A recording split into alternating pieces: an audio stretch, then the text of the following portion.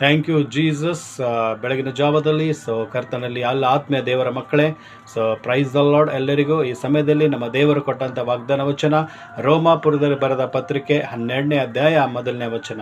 ದೇವರ ವಾಕ್ಯ ಹೇಳುತ್ತದೆ, ಆದುದರಿಂದ ಸಹೋದರ ಸಹೋದರಿಯರೇ, ದೇವರ ಮಹಾಕನಿಕರದಿಂದ ನಿಮ್ಮಲ್ಲಿ ಬೇಡಿಕೊಳ್ಳುತ್ತೇನೆ, ನಿಮ್ಮನ್ನೇ ಮೀಸಲಾದ ಮೆಚ್ಚುಗೆಯಾದ ಸಜೀವ ಯಜ್ಞಗಳಾಗಿ ಅರ್ಪಿಸಿರಿ.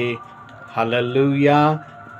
ನೀವು ಅರ್ಪಿಸಬೇಕಾದ ನಿಜವಾದ ಆರಾಧನೆ ಇದೆ ಎಂಬುದಾಗಿ. ಹಲ್ಲೆಲೂಯ. ಕರ್ತನಲ್ಲಿ ಪ್ರೀತಿಯ ದೇವರ ಮಕ್ಕಳೇ, ಇಲ್ಲಿ ಎಲ್ಲ ಸಹೋದರ ಸಹೋದರರೇ, ಇವತ್ತು ನೀವು ಆ ಯೇಸು ಕ್ರಿಸ್ತನಿಗೆ ನಿಜವಾಗಿ ಅರ್ಪಿಸಬೇಕಾದಂಥ ಆ ಯಜ್ಞದ ಆರಾಧನೆ ಯಾವುದಂದರೆ, ನಮ್ಮ ಹೃದಯಗಳನ್ನೇ ನಮ್ಮನ್ನೇ ನಾವೇನು ಮಾಡಬೇಕು, ಆತನಿಗೆ ಸಜೀವವಾಗಿ ದೇವರಿಗೆ ಅರ್ಪಿಸಬೇಕು. ನಮ್ಮ ಹೃದಯದಿಂದ, ನಮ್ಮ ಆತ್ಮ ಪ್ರಾಣ ಶರೀರದಿಂದ, ನಮ್ಮ ಸರ್ವೇಂದ್ರಿಯಗಳಿಂದ ಆತನಿಗೆ ಏನು ಮಾಡಬೇಕು, ನಾವು ಸ್ತೋತ್ರ ಹೇಳಬೇಕು. ಇಲ್ಲಿ ದೇವರ ವಾಕ್ಯದಲ್ಲಿ ಪೌಲನು ಹೇಳ್ತಾ ಇದ್ದಾನೆ, ನಾವೇನು ಮಾಡಬೇಕು, ಎಲ್ಲ ಸಹೋದರಿಯರೇ, ನಿಮ್ಮಲ್ಲಿ ನಾನು ಬೇಡ್ಕೊಳ್ತಾ ಇದ್ದೀನಿ ಏನಂತ, ದೇವರ ಮಹಾಕನಿಕರದಿಂದ ನಮ್ಮನ್ನೇ ಮೀಸಲಾದ ಮೆಚ್ಚುಗೆಯಾದ ನಮ್ಮನ್ನೇ ಏನು ಮಾಡಬೇಕು, ನಾವು ದೇವರಿಗೆ ಸಜೀವ ಯಜ್ಞವಾಗಿ ಅರ್ಪಿಸಬೇಕು. ಇದೇ ನಾವು ಮಾಡಬೇಕಾದ ನಿಜವಾದ ಆರಾಧನೆ, ನಾವು ಸಲ್ಲಿಸಬೇಕಾದೇ ಆರಾಧನೆ ಅಂತೆ.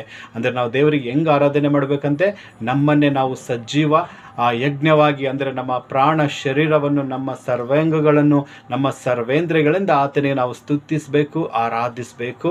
ಆ ಸ್ತೋತ್ರಗಳ ಒಂದು ದೇವರಿಗೆ ನಾವು ಯಾವಾಗ ದೇವರ ಸ್ಥಾನದಲ್ಲಿ ಇದ್ದುಕೊಂಡು ಆ ಸ್ತೋತ್ರವನ್ನು ಸಲ್ಲಿಸಬೇಕು, ಅದು ನಮ್ಮ ಸಜೀವ ಯಜ್ಞಗಳಾಗಿ ಆ ದೇವರಿಗೆ ಸಮರ್ಪಿಸಿದಾಗ ದೇವರು ಅದರಿಂದ ಮಹಿಮೆ ಹೊಂದಿ ನಮ್ಮನ್ನು ಆಶೀರ್ವಾದ ಮಾಡ್ತಾರೆ ಎಂಬುದಾಗಿ ನಾವು ದೇವರ ವಾಕ್ಯದಲ್ಲಿ ನೋಡ್ತೇವೆ. ಹೀಗಾಗುವಂತೆ ದೇವರ ವಾಕ್ಯವನ್ನು ನಮ್ಮೆಲ್ಲರ ಆತ್ಮಿಕ ಲಾಭಕ್ಕಾಗಿ ಆಶೀರ್ವಾದ ಮಾಡಲಿ ಎಂಬುದಾಗಿ ನಾನು ದೇವರಲ್ಲಿ ಪ್ರಾರ್ಥಿಸ್ತೇನೆ.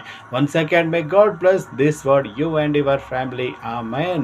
Amen. Thank you Jesus. Praise the Lord.